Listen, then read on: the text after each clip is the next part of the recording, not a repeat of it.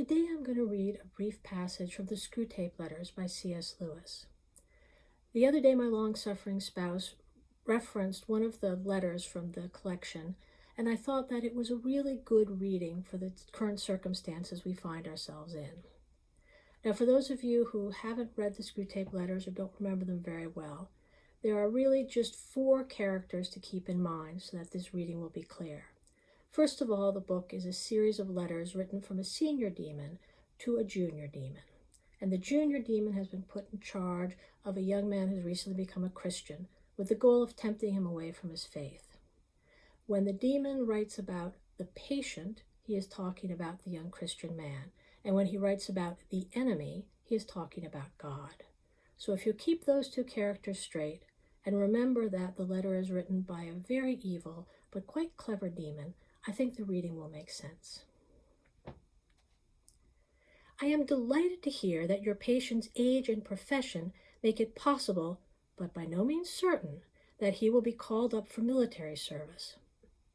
We want him to be in the maximum uncertainty, so that his mind will be filled with contradictory pictures of the future, every one of which arouses hope or fear.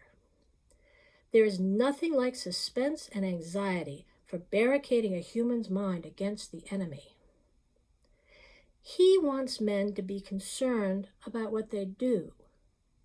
Our business is to keep them thinking about what will happen to them.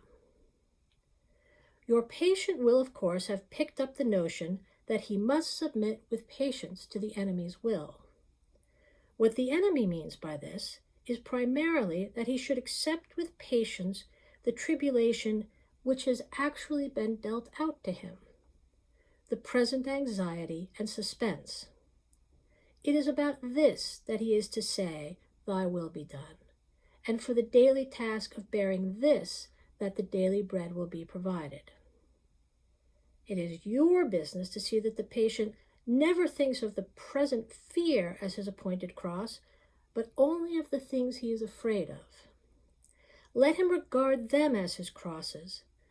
Let him forget that, since they are incompatible, they cannot all happen to him. And let him try to practice fortitude and patience to them all in advance.